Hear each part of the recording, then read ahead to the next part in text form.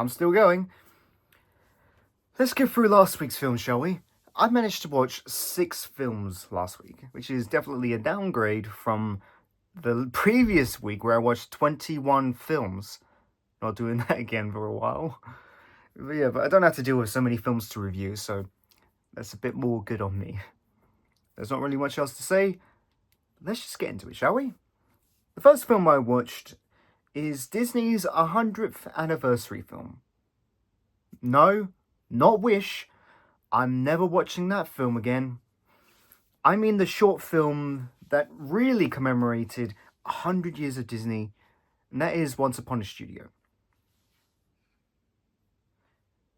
Now, I don't want to get more in depth with this film, because sometime in the future I would love to make a full review, even though I'm 2 years late, but who cares? Just because it's an anniversary film doesn't mean I cannot watch it again. But yeah, I'd like to make a full-fledged film review on this to see how well it's hold up. And here's a short version, or at least I'll give you some points of what I'll probably do that in the sometime distant future. Yeah. This film is not only an incredible blend of mixed media, with the fact that the animators managed to blend 2D, CG, and live action together in a really beautiful way, but it's also a very big loving tribute to everything that is Disney and Burny Mattinson, who this film was tributed by. I will credit him in the description below. And it's the tribute that we absolutely deserved to have. After 3 straight years of constant misses as of the time that Once Upon a Studio was released, we finally got a hit. We finally got something that we can call great again, which was from Disney.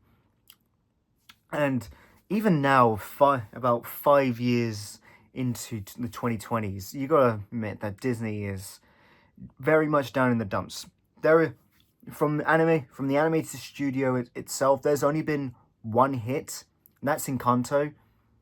And spoiler alert, I think that film is just good and not great. So, but it's still a hit. I still enjoy it. But everything else is a dud. Pixar has only had a few good films in this decade. That is Wish and Luca, as well as Inside Out 2. Can't forget that one. And for Marvel, all except for No Way Home and Guardians 3, but there are a few others that I liked. And Star Wars and the live action remakes, tale as old as time. But with this film, it's something that we deserve to have. It's something that we wish Disney would go back to be making again. Not a tribute film, not a collective IP, not all the brands that Disney's made. I mean, good storytelling. This short film was good storytelling, and it was beautiful as well. Yeah, all the characters showing up, getting ready for the big collective photo of all of them together in front of the Roy Disney Animation Building. I did look that up. Yeah, is a great framing device to give us more scenes of so many characters we've fallen in love with over the past 100 years. It's like a Where's Wally or Where's Waldo if you're American situation, where you're looking through the scenes to see who you can spot. And the final scene where everyone is singing When You Wish Upon a Star. That's cinema right there. And it will forever prove that we should have gotten something better than what we got with Wish. I have more to say on that film when I feel like it. I'm not watching it again, but I probably will be talking about it. Maybe not. Probably, I'm not sure. I then watched Jurassic World Rebirth, the only film I watched in the cinemas this week for this film review. I was expecting something below average, much like the previous 2 films in this franchise, being Fallen Kingdom and Dominion.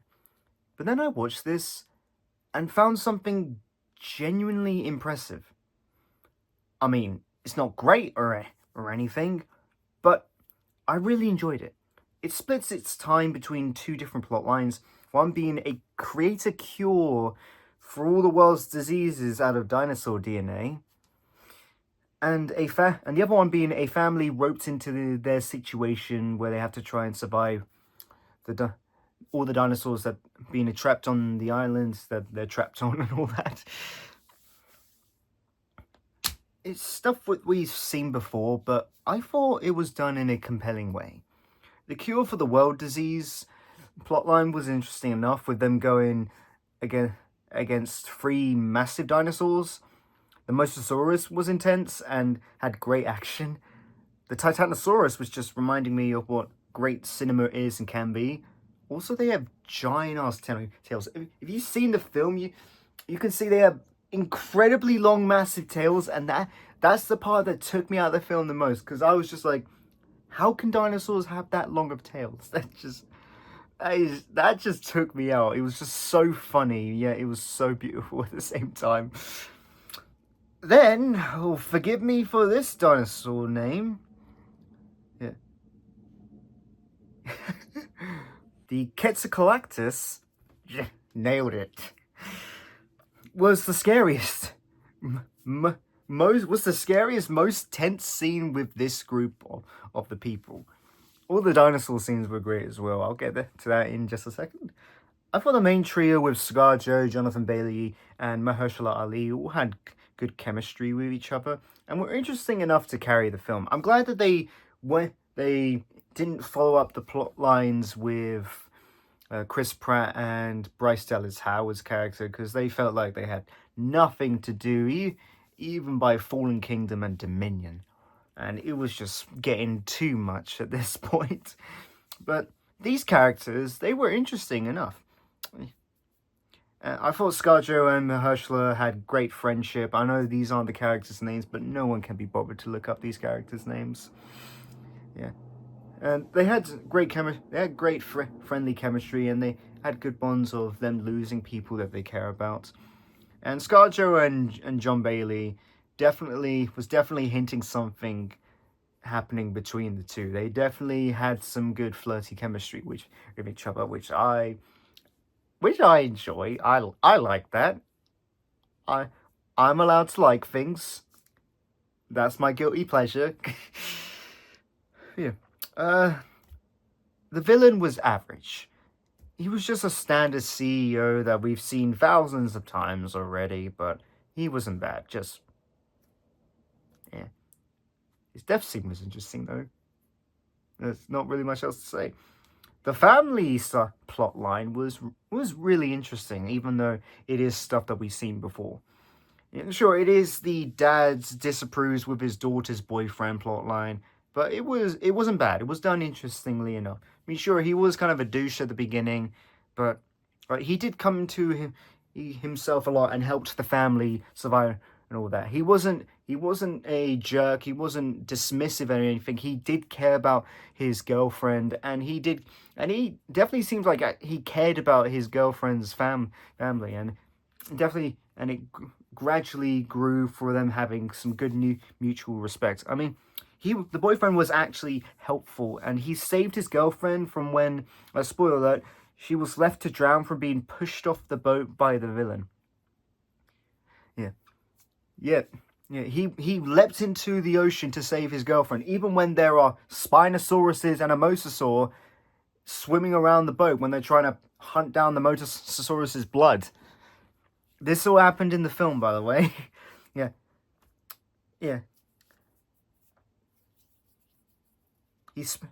So he also spots sight for any sight of dinosaurs coming their way, and he helps row the dinghy that the group is trying to escape an oncoming T-Rex, because of course we have to have the T-Rex. You can't have a Jurassic World film without the T-Rex. Yeah. But yeah, that scene was very tense. It was thrilling, it was tense. Yeah. And also all the other family characters had interesting moments. The dad had agency and absolutely cared for his daughters and came around with the boyfriend. I'm glad they had that good mutual respect towards each other. the youngest daughter had a growing bond with a small baby dinosaur she called Dolores. That makes me happy. I don't know why. That just made me happy, and it's really sweet to see. And the elder daughter, and oh yeah, and the elder daughter had growing resentment ready to build up when to reveal that the villain left her to die instead of helping her. I mean, she doesn't really have much to do except for when she willingly goes and brings a dinghy out for them to escape upon. But yeah, but it's not that. It's not bad. These characters aren't bad. They're just fine at best. Yeah. The final battle was cool. With a failed hybrid dinosaur with 6 arms and legs and a Megamind-looking forehead. I got that Megamind reference from another reviewer on Letterboxd. With the dinosaur constantly pursuing them, and he's threatening. In fact, all the dinosaurs are that hunt the characters are threatening. Is it great? No, it's not. I understand that we're getting tired of these films constantly being released, and it's obviously not high standard, well made script, but it was enjoyable, and I had a good time with it, and that's all I needed. I decided to rewatch Working for Peanuts again, because it's a lot of fun. Also, Dolores is a treasure, and Chip and Dale and Donald are really funny in this. I'm allowed to do repeats, alright, of these films for these reviews. I'm most likely going to rewatch Shrek in the next coming months or so. I don't care. Bit too short. Next film. Next film is The House with a Clock in Its Walls. It's fine. It has magic, and it's scary for kids, but if I was gonna recommend any film that is scary for kids, I'm not saying that it's scary for kids, like it's too scary and it's too scary and so kids shouldn't watch it. I mean, like, it's horror for kids. I mean, the house with a clock in its walls isn't really horror for kids, but it is scary. It's that sort of scary for kids, not the other one. I should have just said it's horror for kids. But if I was going to recommend any film that was horror for kids, I'd just recommend them to watch Jurassic Park. I watched that when I was a kid and I loved it, and it is scary. That's horror done. That is horror for kids done right, and I think that's a good way. And I think Jurassic Park is a much better film to introduce children into horror if they want to get into horror. But yeah, Jack Black and Cate Blanchett is in this, so there's something for me to enjoy in this. I don't know, it's not terrible, but it's just average in comparison to so many other book-based films that really didn't understand the source material that they were adapting. Or the producers just wanted to recreate the success of Harry Potter, but they didn't get the point of it. It's not really anything interesting. It's just scary. It's just scary for kids, though. I guarantee you this probably might be scary for kids. I'm not sure. The next film is Blade. I enjoyed this. I've been watching a lot of vampire movies lately, so this is just a trend for me at this point. I think we need to give this film a lot more credit. Yeah. Because before Spider-Man and before X-Men, Blade was the first film to kickstart the modern superhero film, especially Marvel. I mean, Marvel had no films aside from that very, very bad Howard the Duck film and those other films like that weird Fantastic Four film and all that. Marvel had nothing. It was just Superman, it was just Batman. Disney had everything. Marvel had nothing. And then Blade came out, and here we are. We started the modern era of Marvel and superhero films. Yeah, before X-Men, which took it up another notch, made it more mainstream, and then Spider-Man hit it out of the park, blowing it up. Blade was before that, and Blade started it, so we should be thanking Blade. But yeah,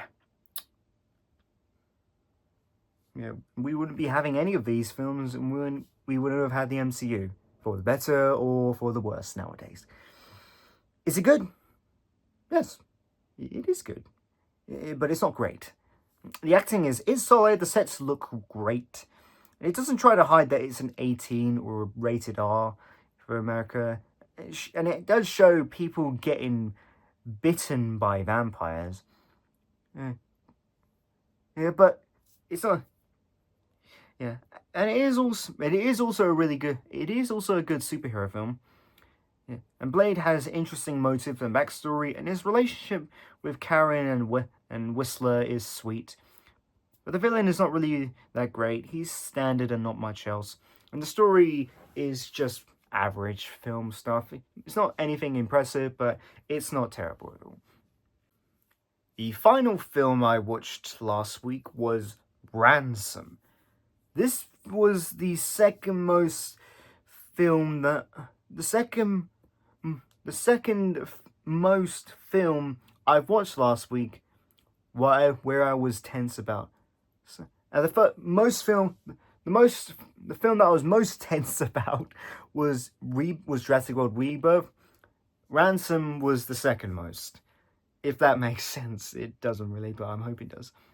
I've never heard of this film until I was scrolling on Netflix and I saw this and I was saying, you know what, let's just watch it because why not? And I gotta say, I've never felt this tense in a while. I was on the edge of my seat watching the entire film, and my heart was beating a mile a minute.